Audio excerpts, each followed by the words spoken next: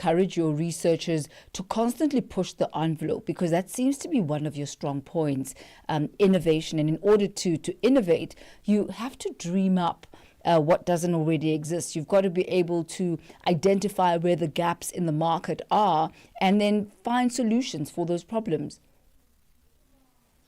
Yeah, that's 100% correct, and I'm glad you mentioned that. So innovation at our company is a very open thing. It's not only a lab function or responsibility or a development department responsibility. I have a very open door policy, and anybody in the company who has a good idea is certainly welcome to discuss them, right down from cleaning staff all the way up to senior management, for example. And I like that kind of leadership where it's very open. But I think over the years, a lot of our innovation has actually stemmed from our very loyal customers themselves. And what I mean by that is, I'll give you an example. Back in the day when my grandfather developed Pratley Putty, our sales staff would go and leave a ball of putty on our customers' desks. And at that time, Pratley Putty's sole purpose was actually to put the electrical terminations inside an electrical junction box. However, our customers to a large extent, came up with the ideas of using it for other things, and sort of that got our creative juices flowing, and we moved into the DIY space. So yeah, a lot of our innovation actually comes from the feedback that we get from the market and what customers tell us, and often they dream up the ideas themselves. So very important what you're mentioning there, as far as being on the ground and having your finger on the pulse. How do you manage to do that? Because it almost sounds like you and your loyal customers are in business together. It sounds like a symbiotic relationship that ends up having a life of its own. How do you maintain that intimacy and that collaboration with your clients?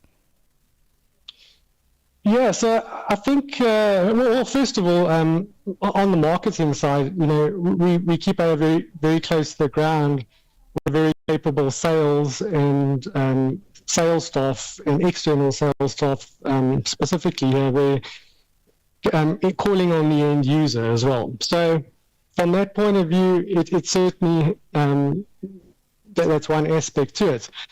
I think the other aspect to it is we built up loyalty with our customers over a very long period of time. And we like to build in an element of reliability into our products. So people, on the adhesive side, for example, people generally have a fairly low expectation of how an adhesive is going to perform. People generally take an adhesive and sort of use it and think that it's going to be a temporary or emergency repair. But once they've used the Pratley product and they find out that the product actually, for example, if they fix their radiator is still working, up to 15 to 20 years down the line, even though it was initially an emergency repair. So yeah, I think we've built up a lot of trust with our customers over the years, and getting people. I always say, people sort of use our product once, and they understand that reliability aspect. I mean, one really can say that the main product that's really put you on the market are the adhesives in their various forms. I mean, I'm just looking here. You also have adhesives for steel. You've got that Wonder Fix, quick clear. So you've really managed to wiggle your way around the adhesive space and have said whatever is stickable, you want to stick whatever together, we'll put together the products to ensure that you get to do that. But you really are a whole lot more than that. You have diversified over the decades. Talk us through some of the other areas of diversification and how you prevent, I guess, them overshadowing what your core product and your core offering is that has been part of building your legacy.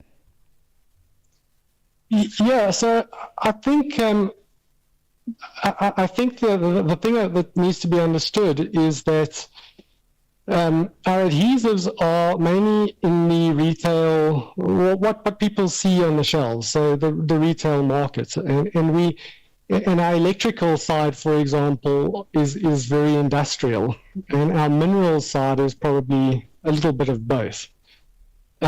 So we do also market these products separately as well, and we use different marketing strategies, whether they be pull or push types of marketing. So yeah, I think that's one of the things to understand there. That diversification and then just keeping it separate as well as far as identity is concerned. So I wonder, Andrew, with you and your brother Charles, the founder, your grandfather, George Monty Prattley, his main thing is not only did he found the company, but he also helped put a man on the moon. What are the aspirations that you and your generation have for the company? And what is the legacy that you want to leave behind for perhaps your sons, whom you have highlighted as two of your greatest achievements? Yeah, no, certainly. So I don't think Prattley's produce girls, because both my son and myself have two boys. So yeah, the question always goes is, will they ever end up in the company? And that remains to be seen. They're still quite young. My oldest is 14, so he's a teenager, kind of doesn't really know what he wants to do in life yet. But yeah, I think certainly, we can possibly look at them later and what happens there. But certainly for Charles and I think the vision going forward for us is certainly to expand the company into export markets. And that's certainly on our agenda, and specifically the African market. I think there's a lot of opportunity there. Africa is still very much a DIY-based type of market. The rest of the world, such as Europe and the US, tend to buy something and then once its life is over, sort of throw that product away. Whereas I think in South Africa and also in many African countries, we tend to like to fix things, and we tend to try and reuse them or repurpose them as well. So I think there's a lot of opportunity in Africa. We are there already in many African countries. One of our big ones is Zambia, and funnily enough, Malawi as well. For a small country, we send quite a lot of adhesives there. So yeah, I think that's sort of where we're headed. Well, wishing you all of the best as you continue expanding into the rest of the continent.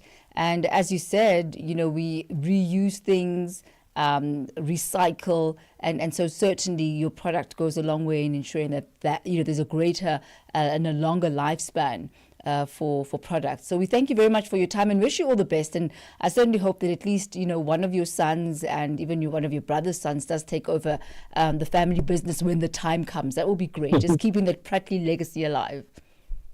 Thank you very much. Appreciate it. Thank you, Andrew. It's been a pleasure talking to you. That's our guest this morning, or rather this afternoon, on the C-Suite. He is the CEO of Prattley Party.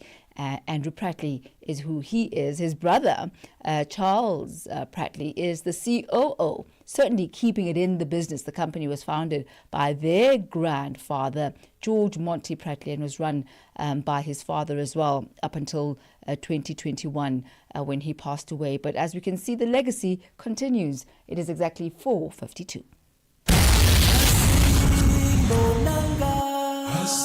This Mandela Month, Channel Africa invites you to walk in the footsteps of a giant. From the prison yard of Robben Island to the halls of the United Nations, Nelson Mandela's legacy reminds us that service, compassion, and justice are the building blocks of real freedom. En cette journée Mandela, que nos actions fassent écho à son héritage. Alionyesha dunia ya kwamba sauti moja yaweza kuhamasisha mataifa. Mandela ensinou-nos que a liberdade não é dada, mas sim conquistada através da coragem e sacrifício. Join us as we reflect, remember, and reignite the spirit of Madiba across the continent. This is more than a day. It's a call to action. Channel Africa, the African perspective. Africa in Business on Channel Africa.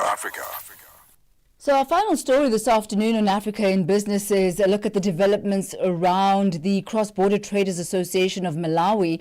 They say that Tanzania's move, which is to introduce a mandatory travel insurance of $44 upon entry, is a trade barrier to cross-border traders.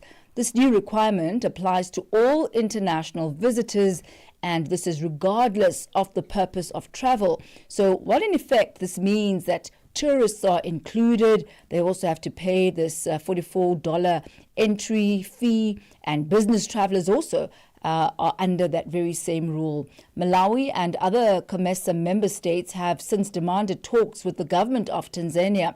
For more on this, we joined on the line by Steve Yohane, the president of the Cross-Border Traders Association of Malawi and also the Secretary General for the Cross-Border Traders Network for Eastern and Southern Africa. A very good afternoon to you. Welcome to Africa in Business.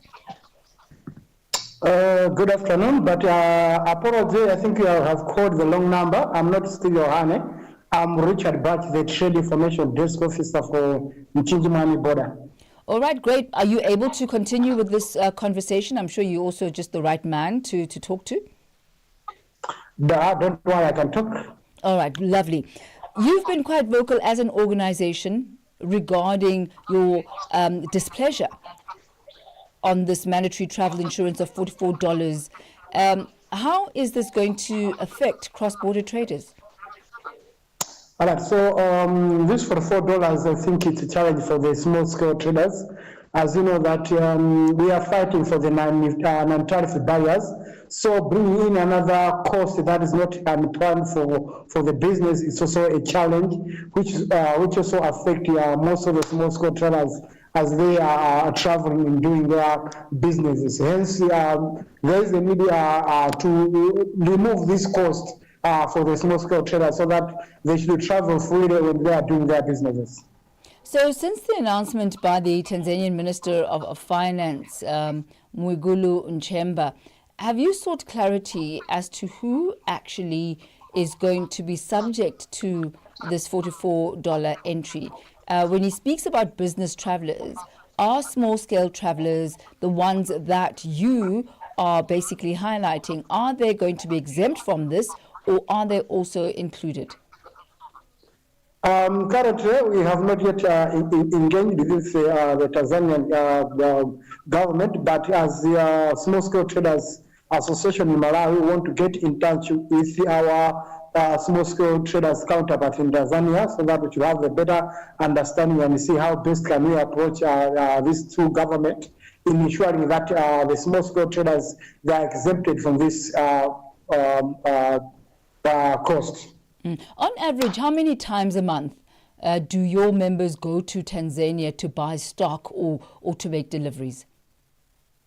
Well, mostly the small-scale traders do travel to Tanzania to do business once in a week, and there are also some small-scale traders who travel twice in a week. As we are aware that Tanzania is bordering to Malawi through the Songwe border. So we have also some small-scale traders who are in Karonga district in Malawi, close to Songwe border, who can travel even to Tanzania to do business at Kiera almost every day to do business. So if we have this buzz for the business traders, definitely it's going to affect these small-scale traders. This is why we are trying to have an engagement with our counterparts in Tanzania, just to understand how best can we approach our governments in ensuring that the small-scale traders are exempted from this. I'm going to ask us to backtrack just for a moment. Surely this was not a surprise, or was it? Were there inklings that this type of development was in the cards? To us, as a small-scale traders in Malawi, I think this was this was a surprise to have the cost of that one, like that one, because we do business with other countries. There's no such kind of cost that we are paying as the business personnel. All right. We thank you very much for your insight, sir, and we'll continue keeping abreast of developments as well as whatever negotiations and discussions you hope to be having, not just yourselves as the Cross-Border Traders Network for Eastern and Southern Africa, but also the other members, states of COMESA. We thank you for your time, sir.